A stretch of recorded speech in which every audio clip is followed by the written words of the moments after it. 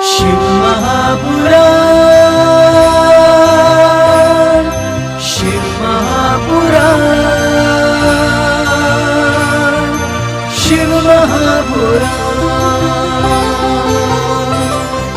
शिव की शिव शक्ति की भक्त और भक्ति की ये कथा महान।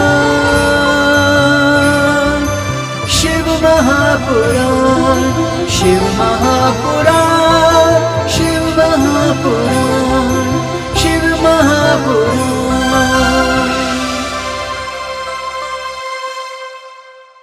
ओम नमः शिवाय, ओम नमः शिवाय। हर हर भोले नमः शिवाय।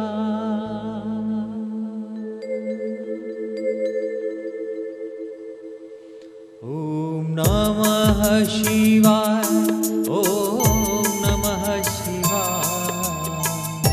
हर हर भोले नमः शिवाय। ओम नमः शिवाय, ओम नमः शिवाय। हर हर भोले नमः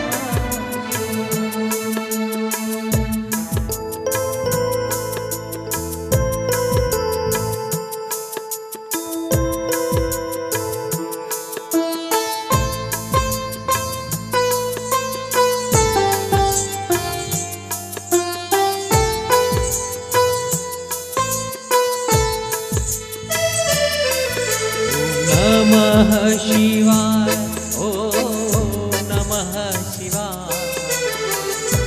हर हर भोले नमः शिवाय।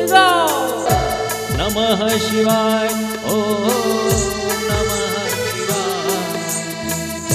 हर हर भोले नमः शिवाय।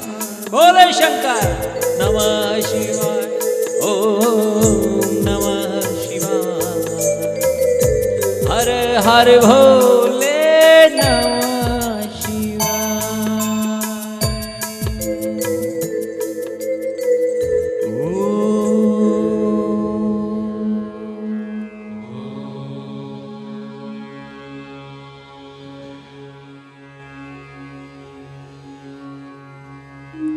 श्री गुरु चरण सरोज रज, निज मन मुकुर सुधारी।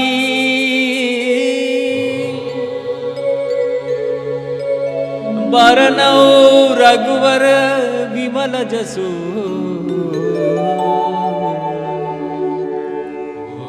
जो दायक फलचार।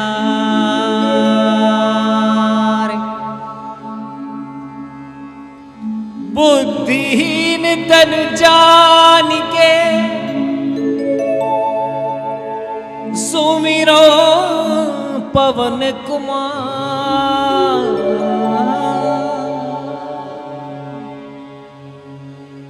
बल बुद्धि विद्या देहु मोहे, हरहु क्लेश विकार। बोलो हनुमान जी महाराज की।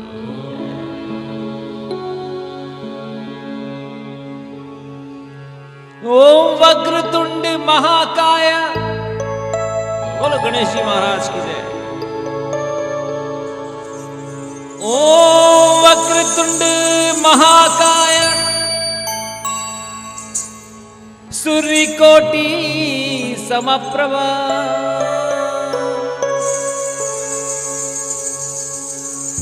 निर्विघ्नं कुरु मे देव,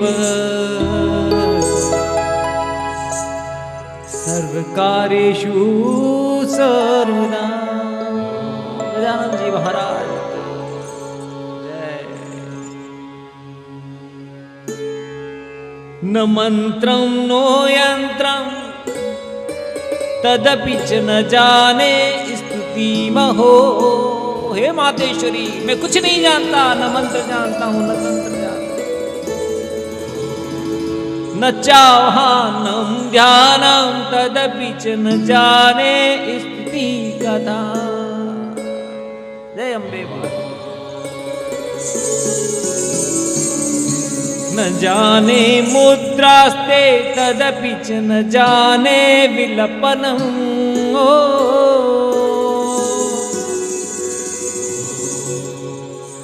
परम जाने माता त्वदनुशरणं क्लेशहरणम्। अम्बे माता की जय।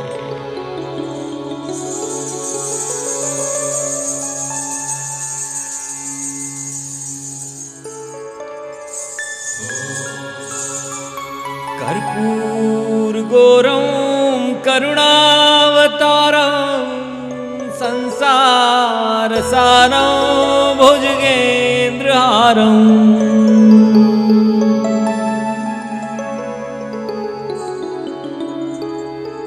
सदा वसन्तं हृदयारविन्दे।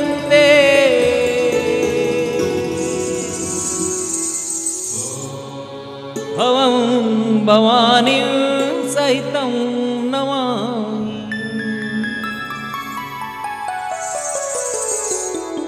हे महादेव, हे गिरिजा माता, गिरिजे स्कंद मातस्त्वं सेविता सर्वदा नरे।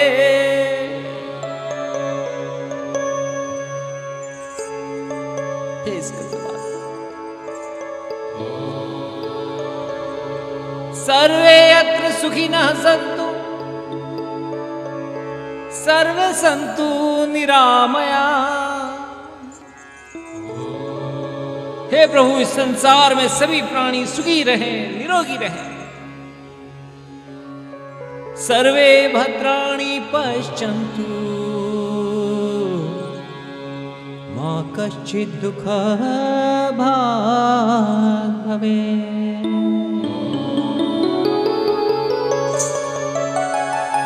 ओम नमः पार्वती पतये हर हर महादेव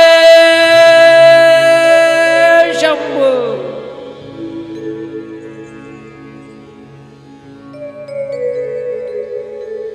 बोलो श्री हनुमान जी महाराज की जय। बोलो श्री गणेश जी महाराज।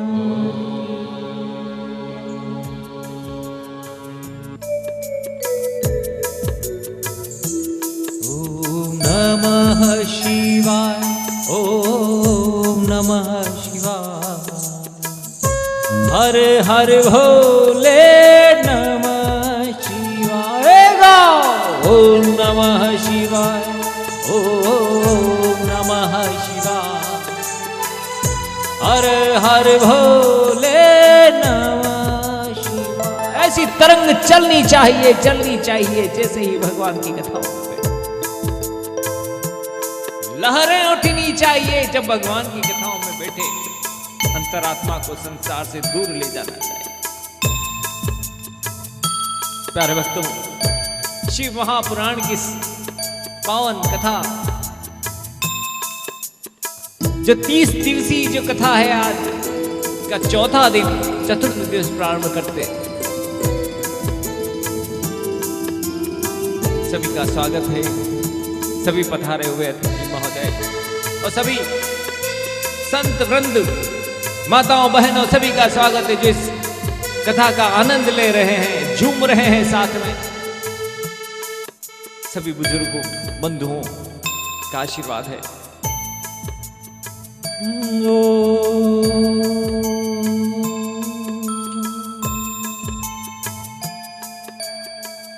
प्यारे भक्तों,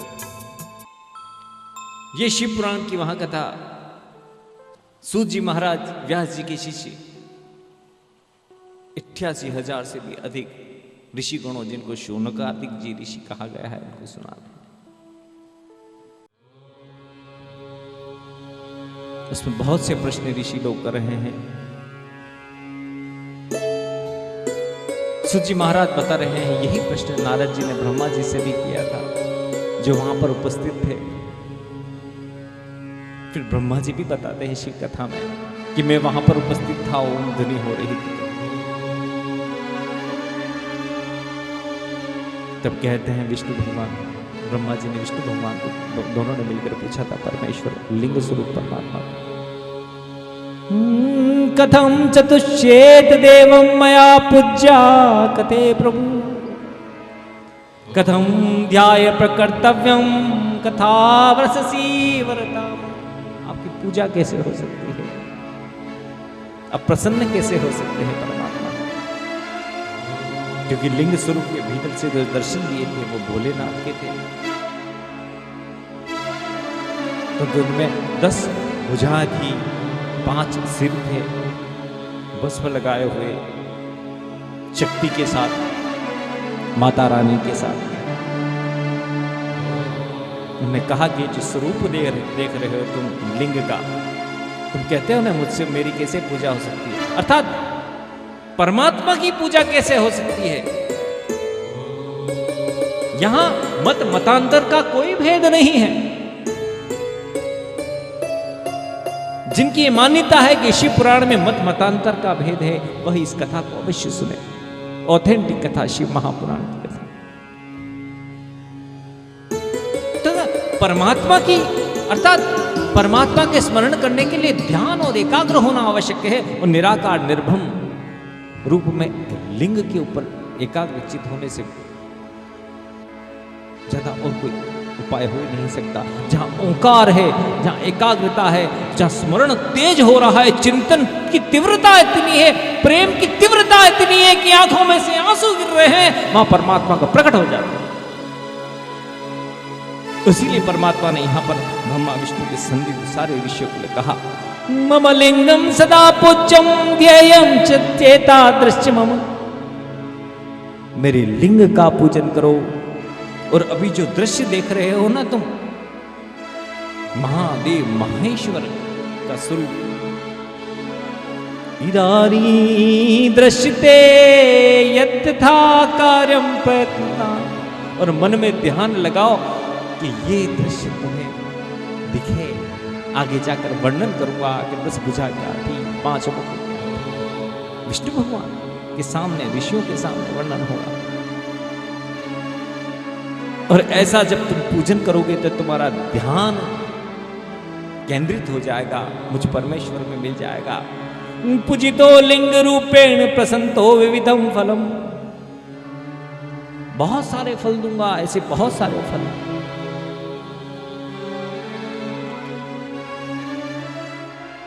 उस समय सारे ऋषियों को कहा। और ये जो मंत्र आते हैं वो भागवत में इस प्रकार की एक फिलोसॉफी है कि हम ब्रह्मा विष्णु महेश तीनों एक ही। ये द्वितीय स्कंद की कथाएं शिव पुराण में चल रही हैं, जिसे बहुत ही स्पष्ट रूप से मत मतांतरों का भेद हटा दिया गया है। इस कथा को ध्यान से सुनिए प्यारे भक्तों, विद्वानों की सुनने लायक कथाएं हैं ये। उस समय महेश्वर जो प्रकट होकर कहने लगे थे ऋषियों, प्रलय स्थिति सर्गाणाम कर्ता हम सगुणो अगुणो परम ब्रह्म निर्विकारी सच्चिदानंद लक्षण। मैं निर्गुण हूं, सगुण हूं, सृष्टि का पालन और संहार करता हूं। मैं सच्चित आनंद हूं, मैं सत्य हूं, चैतन्य हूं और आनंद स्वरूप परमात्मा का स्वरूप है। इस स्वरूप की व्याख्या और आगे जाकर करूंगा। तो जहां भगवान ने यहां मुख्य बात द्वितीय स्कंद में कही है, यहां पर त्रिधा भिन्नो अहं विष्णु ब्रह्मा विष्णु हराख्यम सर्ग रक्षालये गुणे निष्कलो हे ऋषियों, मैं सृष्टि का पालन और विनाश गुणों में ब्रह्मा विष्णु शिव नामों से 3 भागों में विभक्त होकर कर रहा हूं।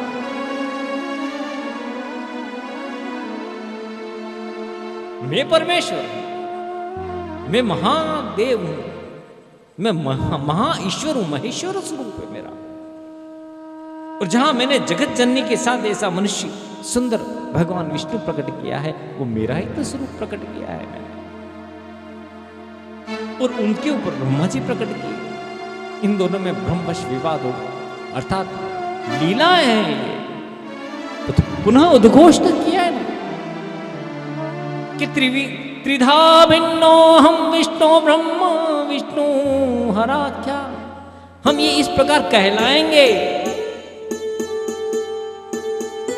और मेरा ये जो परम रूप है, जो 5 सिर वाला है, वो फिर नहीं रहेगा, क्योंकि इनके साथ लीला करने के लिए मैं एक और रूप और धारण करूंगा, जो रुद्र का रूप धारण करूंगा।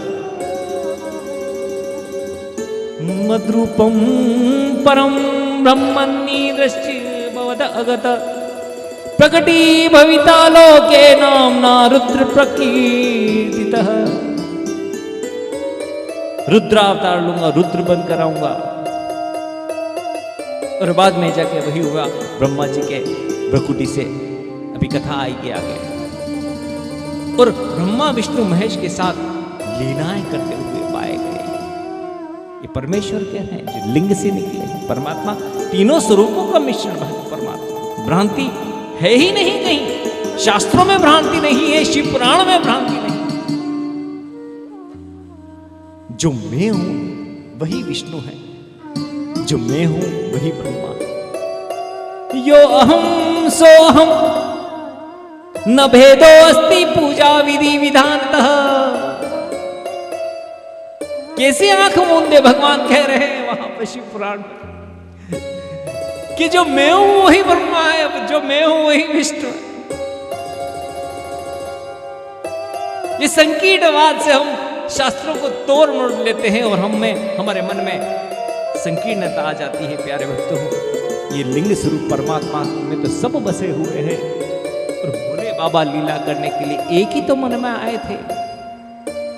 मेरा यह रूप रुद्र संसार में वैसा ही प्रसिद्ध होगा जैसा मेरा अभी का जो रूप है वही जटाधारी बनाऊंगा, वैसा के वैसा बनाऊंगा। परमात्मा ने वैसा ही रुद्र रूप अवतार लिया, लीला दृष्टि से यहां अपने आप को भिन्न किया है। और स्पष्ट शिव पुराण में कहा, स्वर्णस्य तथैकं वस्तुतम नेव गच्छति अलंकृति कृते देव नाम भेदो न वस्तुः। स्वर्णस्य तथैव वस्तु, भगवान ने स्वयं कहा कि सोने की एक वस्तु की बहुत सारी वस्तुएं बना दें तो कोई कंगन कहलाएगा, कोई चूड़ा कहलाएगा, कोई पाइजप कहलाएगा, परंतु उसके मूल तत्व सोना तो वही रहेगा। ब्रह्मा विष्णु महेश में मूल तत्व मैं हूं ये सब। वस्तुवतः सर्वदृश्य च शिव रूपम मतम मम अहम भवान जश्चैव रुद्रो। वस्तु वही है, अहम भवान, जो संस्कृत जानते हैं वो अच्छी तरह से जानते हैं। अहम में भवान, यह ब्रह्मा, और रुद्र में रुद्रो अहम भविष्यति, हम तीनों होंगे, 3 रूप में करेंगे। सृष्टिकर्ता भव ब्रह्मा सृष्टेभ्यो पालको हरि। और मैं इस रूप में सृष्टिकर्ता भव ब्रह्मा सृष्टेभ्यो पालको हरि के रूप में लीलाएं करूंगा, सुंदर सुंदर लीला करूंगा, तुम देखना। और मेरा जो एक अंश होगा प्रलय के लिए अग्रसर होगा, वो जो रुद्र बनकर आऊंगा ना, कैलाश पर्वत पर रहूंगा। और स्पष्ट रूप से देवी भागवत में भी ये कथाएं आती हैं कि उन्होंने कहा भगवान ने कि ये जो मेरी शक्ति प्रकट की थी ना, वो भी 3 रूप ग्रहण करेगी। उसमें एक रूप ब्रह्मा जी की सेवा करेगा, एक लक्ष्मी स्वरूप सेवा करेगा, और एक मेरे साथ रहेगा सदा। और कालिका माता भी बनेगा जो संसार का कल्याण। तस्या तु शक्तिर्वाग्देवी ब्रह्म्या सेवा भविष्यति। वाग्देवी के रूप में भी अवसर समाश्रिताश्च विष्णु लक्ष्मी रूपेण सादरात् पुनश्च कालीं नाम्ना सा मद अंश प्राप्ति ध्रुवम। यही शक्ति मेरी काली नाम का धारण करेगी तो ज्योति रूपेण सा तत्वः तत्र कर्मार्थ सम भविष्यति, संसार का कल्याण करेगी। इस पर शक्ति के तीन शुभ रूप माने जाएंगे। ये सत्य है, सत्य है, सत्य है। एव देव्यास्तथा एव देव्यास्तथा प्रोक्ता शक्तः पराम शुभा। उन्होंने कहा कि इति वरदे, मैं तुम्हें वरदान देता हूं ऋषियों, तुम इन सभी की पूजा करो। ये सत्य है, इसमें कोई संदेह नहीं है। सत्यम सत्यम न संदेह इति वरदे। और ये कहते हैं कितने मुस्कुरा रहे हैं। और अंत में जो कह दिया, ये सारी लीलाओं का सार बनाकर रह दिया उन्होंने। क्या कह दिया? जो भागवत की कथाएं, श्री राम की कथाओं में ये जो कथाएं आती हैं, महादेव जी भगवान उनकी पूजा कर रहे हैं। राम के स्वामी वो हैं, उनके स्वामी वो हैं, उनके हृदय में बैठे। ममेव हृदयं विष्णु विष्णु हृदयं मम। हे ऋषियों, हम तो एक ही हैं, भ्रम ना रखें। विष्णु भगवान का हृदय में, हृदय तो मुख्य भाग होता।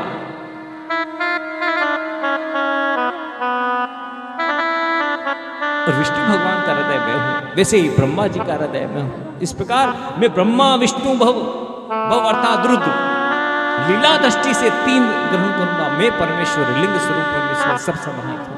मैंने क्रिएशन किया। इसी सगुण रूप में शिव शक्ति, निर्गुण रूप में भी शिव शक्ति, और यह चार शक्तियां मिलकर सृष्टि का संचालन करती हुई सारे शास्त्रों में पाई जाती हैं कि जहां ब्रह्मा है और विष्णु है और शिव जी हैं और एक शक्ति है। चाहे कितने भी पुराणों की रचना कर दी और विविध अवतार लेकर, विष्णु के अवतार लेकर लीलाएं करूंगा। यह भी कह दिया विविधान अवतार षष्ठम रहित्वा कीर्तिम पान। हे विष्णु के रूप में मैं कीर्ति प्राप्त करूंगा। कीर्ति अर्थात आनंददायक कीर्ति का विषय हो गया ना वो। कार्यम करिष्ये लोकानां, भक्तों के लोगों के कल्याण के लिए किसी भी स्वरूप में विद्यमान होना मेरा वचन है। यदि भक्त मुझे प्रेम से पुकारे, भाव से पुकारे। और यहां यह भी कहा कि मैं उनका ध्यान करता हूं, वो मेरा ध्यान करता है। रुद्रदेयो भवोश्चैव भवदेयो हरस्तथा। रुद्र भगवान कहते हैं ना, भगवान भोलेनाथ ध्यान करते रहते। किसका ध्यान कर रहे थे? मेरे परमेश्वर का, मेरे ही दूसरे रूप का विष्णु भगवान का ध्यान करते। सारी लीलाओं में, सारे पुराणों की लीला में मैंने बहुत सारे शास्त्रों का पाठन किया। उन सारी चीजों में बहुत ही सुंदर बात प्रकट हुई, जहां मंत्रों के माध्यम से मुझे बहुत सारा ज्ञान मिला, जिसको मैं बांटना चाहता हूं, इस संकीर्णता को मिटाना चाहता हूं। रुद्रद्योयो भवाश्चैव भवदेयो हरस्तथा। सभी एक दूसरे का ध्यान करते हैं। अर्थात हम हैं, हमारा एक हाथ हमारा अंग है, दूसरा हाथ हमारा अंग है, वो के भिन्न थोड़ी है, पार्ट ऑफ बॉडी। वास्तव में तीनों तो एक ही है प्यारों, लीला दृष्टि के लिए अलग अलग है। और बहुत सुंदर बात कही थी उस समय भगवान ने सभी ऋषि मुनियों को। शिव पुराण में कथा आ रही है। रुद्रो भक्तो नरो यस्तु तव निंदा करिष्यति तस्सं पुण्यम च अखिलेषु ध्रुवं भस्म भविष्यति। सुनिए दोबारा। रुद्र भक्तो नरो अस्तु तव निंदा करिष्यति तस्य पुण्यम च अखिलेषु ध्रुतम भस्मं भविष्यति। कर हम तो एक ही हैं जो विष्णु भगवान के भक्त होकर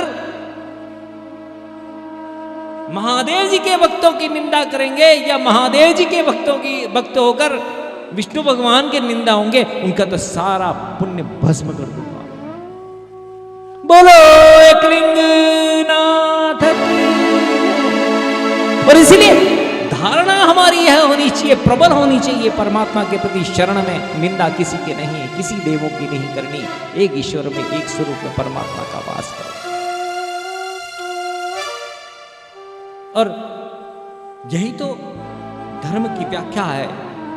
सभी भगवान एक हैं। भगवान शिव महादेव परमेश्वर के रूप में शिव पुराण में सभी की कथाएं हैं, राम की, कृष्ण की, सभी जहां जहां भी रुक भगवान ने लीलाएं करी सभी के साथ। इसीलिए तो कहते कि ईश्वर तो सत्य है। सत्यं शिवं सुंदरं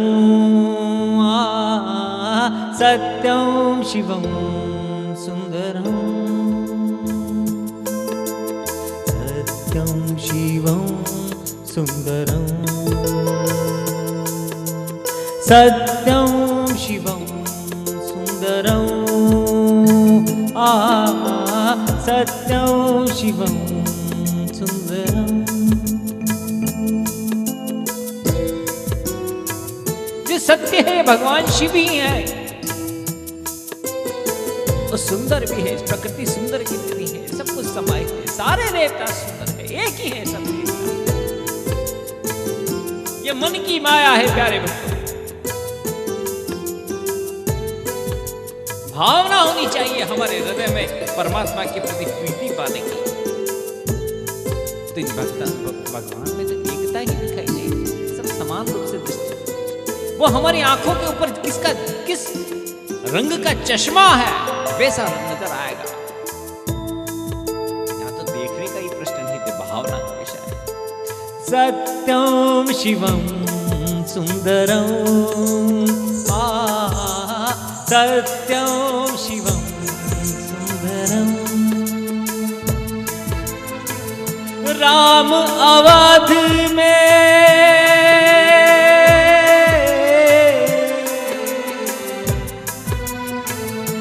राम अवध में, काशी में शिव, कान्हा वृंदावन में।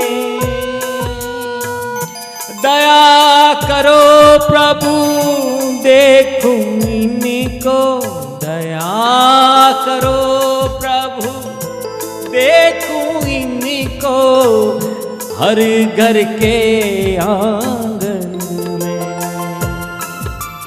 राधा मोहन शरणं ओ सत्यं शिवं सुंदरं सत्यं शिवं सुंदरं। ईश्वर सत्य है, सत्य ही शिव है, शिव ही सुंदर है। सत्यं शिवं सुंदरं सत्यं शिवं सुंदरं। बोले हर हर महादेव शंभु। दोनों हाथ ऊपर करके बोलिए मेरे साथ, हर हर महादेव शंभु। प्यारे भक्तों, जब भी हर हर महादेव बोला हूं हाथ उठाइए, अपने आप को समर्पित भाव से करिए कि हम कथा में हैं। और जैसे ही आप कथा में अपना आप को पाएंगे, पुनः ताजी महसूस होगी और अंतरंग ज्ञान प्रकट होने लगेगा। हो एक सूर्य है,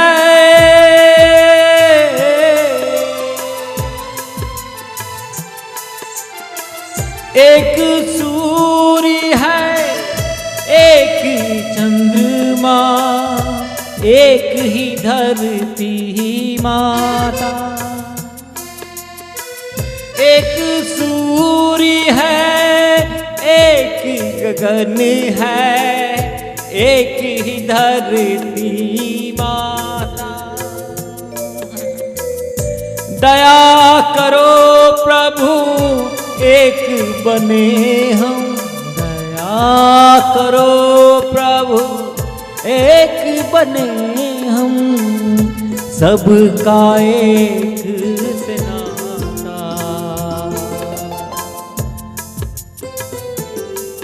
ओ सबका एक से नाता, राधा मोहन शरणं हो, सत्यं शिवं सुंदरं, सत्यं शिवं सुंदरं।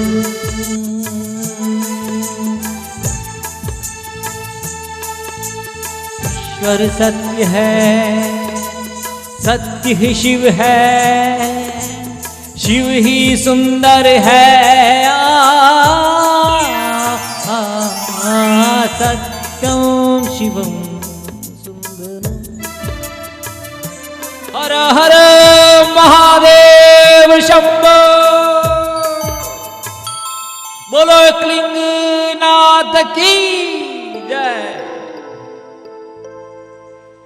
ऐसी माया है भगवान के। भगवान के बारे में तो भगवान का कैसा है स्वरूप?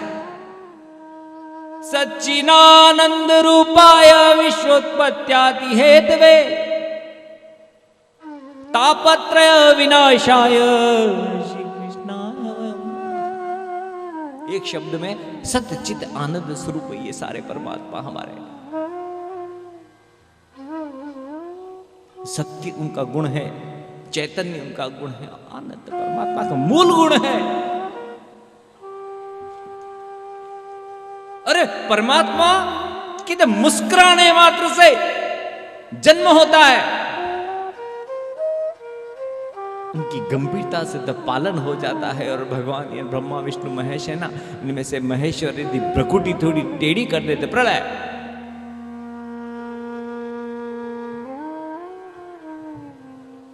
पहले सत्य ही ईश्वर है, परंतु जैसे जैसे युग बदलता गया ना प्यारे भक्तों, परंपरा बदलने लगी। युग बदला, परंपरा बदलने लगी, लोगों के मन बदलने लगे, और धीरे धीरे करके सत्य का मापदंड बदल गया। उसके मूल्यों पर जो फर्क पड़ा ना, इस सारे इतने सारे इतिहास में परंपरा बदल गई। जो खुद के लिए अच्छा हो वो सत्य, जो खुद के हित के लिए अच्छा हो वो सत्य, बाकी सब जो। पर जो स्रोत था, जो उद्भव है, भगवान ही तो सत्य है, बाकी सब कुछ स्वार्थ परक सत्य मानने लगे। और अंत में इस कलयुग में आकर भगवान जो सत्य है ना, वो ईश्वर के साथ केंद्रित हो गया है, धर्म के साथ केंद्रित हो गया। धर्म और ईश्वर से सत्य को जोड़ दिया गया है कि जो धार्मिक होता है वो सत्यवादी हो सकता है, जो धर्माचरण करता है वो सत्यवादी हो सकता है, बाकी सब झूठ है।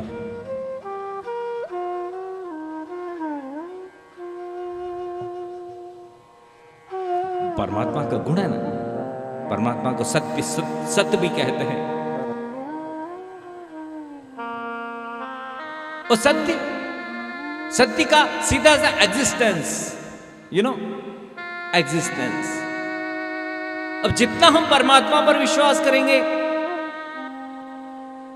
उतना सत्य के करीब जाएंगे, उतना सत्य का इस संसार को देखने की हमारी दृष्टि बदल जाएगी। सत्य और झूठ साफ नजर आएगा, ये अच्छा है ये बुरा है। जैसे संगत का असर पड़ता है ना, बुरी संगत से बुरे चश्मे लगेंगे दुनिया को देखने के। सत्य तो ईश्वर, इसके ईश्वर के जितने नजदीक जाएंगे परमात्मा के, सत्य का चश्मा लगेगा। और सत्य का चश्मा लगेगा, यहां तक हमें अपने अस्तित्व की अनुभूति होगी, क्योंकि परमात्मा है, हम आत्मा है, आकर्षण है भगवान का। हमें भगवान के अस्तित्व पर विश्वास करने से हमें अपने अस्तित्व की अनुभूति होने लगेगी, और हमें अपने अस्तित्व की अनुभूति होते होते धीरे धीरे पता चलेगा कि भगवान तो हमारी जरूरत नहीं है, हमारी मांग है, हमारी आध्यात्मिक भीतर की मांग है। हमारी आत्मा प्यासी है यहां पर पहुंचने के लिए, परमात्मा के पास पहुंचने के लिए प्यासी है।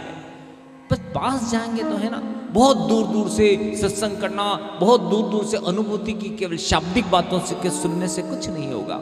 ये अनुभूति का विषय है। जब धीरे धीरे हम ऐसा नियम बना लेंगे हमारे दैनिक दिनचर्या में, तो अनुभूति होगी। कहीं जल चढ़ाने से अनुभूति होगी, कहीं कन्हैया के श्रृंगार करने से अनुभूति होगी, जब रामायण पाठ करने से अनुभूति होगी, संग लेने से अनुभूति होगी कि यह तो हमारे आध्यात्मिक मांग है। देखो, जरूरत और मांग में भी फर्क है। जरूरत तो क्या हुआ कि जरूरत पूरी हुई और खत्म, परंतु मांग बढ़ती है, नशा बढ़ता है। ये हमारी मांग होनी चाहिए। ये सत्य की मांग है, हमारी आत्मा से जुड़ी हुई है। और फिर जब ये मांग होगी तो फिर प्रेम होगा भगवान से, और प्रेम होगा तो उनके ऊपर विश्वास जतेगा, और फिर प्रार्थना होने लगेगी, स्वतः प्रार्थना होने लगेगी, अंतरंग मन से प्रार्थना होने लगेगी। लोग क्या सोचते पता है, कोई किसी को बता देता है तो जाकर क्या कहता है कि प्रार्थना करना भगवान का, तो इतना लंबा चौड़ा स्तुति का पाठ लेकर वहां जाएंगे, जो एक तरफ जूते की तरफ देखेंगे, कोई जूते नहीं ले जाए, और जाकर वहां पाठ करके आ जाएंगे बड़ा बड़ा बड़ा बड़ा बड़ा। अब प्रार्थना अंतरंग से जब यह इस चेन चलेगी, अनुभूति होगी, मन से प्रार्थना निकलेगी, प्रेम उमड़ेगा, तब जाके झूठ और सत्य में फर्क महसूस होगा। संसार क्या अच्छा है, क्या वो जो दबाव होता है ना प्यारे भक्तों, झूठ के ऊपर बहुत दबाव होता है, क्योंकि दबाव याद रखने का होता है कि हम झूठे इंसान हैं। लोग छोटी छोटी बात पर झूठ बोलते हैं, घर पे हो के नहीं, मोबाइल पर बोल देते हम घर पे ही नहीं है। अब वो झूठ याद रखना पड़ता है कि हम अभी नहीं है। पर तो सत्य को किसी याददाश्त की आवश्यकता नहीं है, सत्य निर्भीक होता है। और जब चित्त स्थिर, भगवान का गुण है सत्य, सच्चित आनंद। जब सत्य के जितने नजदीक हम रहेंगे तो सत्य, झूठ में तो प्रारंभ में तो सुविधा होती है, परंतु बाद में दुविधा ही दुविधा है। पर सत्य के साथ प्रारंभ में दुविधा है, बाद में सुविधा ही सुविधा है। कोई कहे पैसे है कि नहीं, अपन मना कर दो नहीं है भैया, तो सुविधा ही सुविधा। मेरे पास बहुत पड़े भैया, ले जाना, वो कहेगा कल गया, लाओ भाई और लाओ। सत्य बात पे चलना चाहिए ना, क्यों झूठ का बात। जब सत्य चित आनंद, जब सत्य का साथ देता है तो चित्त होता है वह स्थिर होता है, उसको कुछ चीज छुपानी नहीं होती है। सत्यवादी मनुष्य अपने व्यावसायिक क्षेत्र में भी स्थिर होता है मन, कार्य क्षेत्र में भी स्थिर होता है उसका मन, तो आध्यात्मिक क्षेत्र में उसका मन प्रबल स्थिर होता है, उसकी आध्यात्मिक उन्नति होने लगती है। स्थिरता ही तो, और वह जो स्थिरता है वह आनंद देती है। परमात्मा को कौन है? सच्चिदानंद। और संसार में किसी भी चीज का उल्टा हो सकता है, दुख का उल्टा हो सकता है सुख, आनंद का उल्टा कुछ भी नहीं होता प्यारे बच्चे। ये जो हम मानते हैं ना, कुछ खा लिया, कुछ कहीं घूमा है, बड़ा आनंद आ गया, वो कोई आनंद नहीं है, वो तो सुख है। वो सुख तो दुख में भी बदल सकता है, वो तो आनंद कैसे बदलेगा? आनंद का उल्टा लाख कोशिश कर लो, निरानंद लगा दो, आनंद लगा दो, कुछ भी लगा दो उसका उल्टा करने के लिए, परंतु वह आनंद शब्द रहेगा। आनंद आनंद तो रहेगा ही रहेगा। आनंद तो परमानंद ही हो सकता है प्यार भक्तों, और यही तो भक्ति में होता है। और सारे धर्मों में यही व्याख्या है कि चाहे शिव पुराण हो, चाहे देवी पुराण हो, चाहे भागवत महापुराण हो, यह क्यों करके आनंद को घटाएंगे? यह तो हमारी भ्रांति को मिटाने वाले हैं कि यह जो सत्य चित्त आनंद में भ्रम छोड़कर परमात्मा के शरण में आओ, निंदा किसी की मत करो और आनंद में डूबने की कोशिश करो। फिर भी कई प्रकार की बातें होती हैं, कई प्रकार के ग्रंथों को सबूत दे देकर जब मनुष्य बड़ी मेहनत कर करके ले कहते हैं कि भगवान एक ही है, ब्रह्मा विष्णु महेश, फिर भी कुछ समय होगा एक कुतर्की पैदा होगा और कुतर्की कह देगा ऐसा थोड़ी हो सकता है। और इसीलिए कहा गया है कि सद शास्त्रों का अध्ययन करो, खुद पढ़ो और नियमित रूप से अपने पूजा घर में एक चलनी चाहिए पुस्तक, धार्मिक पुस्तक चलनी चाहिए, रामायण चलनी चाहिए, शिव पुराण चलनी चाहिए, जिससे हमारा अध्यापन, हमारा भ्रम टूटे और हमें सत्य की चेतना मिले। श्रवण से भी अधिक महत्वपूर्ण मनन का है और पठन का है। विश्वास पैदा करो। कई लोग कहते हैं कि कथाएं सुन सुनकर, कथाएं सुन सुनकर क्या करें, कितनी सुने। वहां उस कथा में तो सुना था कि विमान आया था, कथा सुनते सुनते चमकता हुआ विमान आया था, चमकीले चमकीले भगवान के दूत आए थे लेने के लिए और ले गए। हमारे कब आएगा विमान? बहुत सारी कथाएं सुनी। प्यारे भक्तों, विमान विगतमान इति विमान विगतमान इति विमान। अरे विमान कुछ नहीं है, कथाएं सुन सुन के विगतमान, जब आप मान के रहित हो जाएंगे, आप घमंड के रहित हो जाएंगे, वही स्थिति आपको आनंददायी हो जाएगी। वही तो विमान है। विमान जिसमें अभिमान नहीं हो, जिस मनुष्य में कथा सत्संग करके अभिमान छूट जाए, मोह छूट जाए, तेरा मेरा छूट जाए, विश्वास करना परमात्मा पे चालू हो जाए, प्रारंभ हो जाए, जब दीन बन जाए, तो वह स्थिति पे विमान, उसमें तो आदमी आनंद पे ऐसा उठ जाता है, वो विमान नहीं तो और क्या है। बोलो एक लिंगनाथ की जय। प्यारे भक्तों, आपका बहुत बहुत स्वागत है। शिव पुराण की महाकथाएं सुनते रहिए, सत्संग सुनाते रहिए लोगों को। आप सभी पधारे हुए अतिथिगण, बंधु, संत वृंद, माता बहनों का बहुत बहुत स्वागत है। कल इसी समय चैनल के माध्यम से भी और सामान्य माध्यम से भी मैं हाजिर रहूंगा। बोल श्री एकलिंगनाथ की जय। हर हर महादेव। बोल श्री सद्गुरुदेव की जय। यदक्षरपद भ्रष्टं मात्राहीनं च यद् भवेत् तत्सर्वं क्षम्यतां देव प्रसीद परमेश्वर। सोमेश्वरा शिव सोमेश्वरा, हर हर भोले नमः शिवाय। सोमेश्वरा शिव सोमेश्वरा, हर हर भोले नमः शिवाय। ओम नमः शिवाय, ओम नमः शिवाय। हर हर भोले नमः शिवाय। ओम नमः शिवाय, ओम नमः शिवाय। हर हर भोले।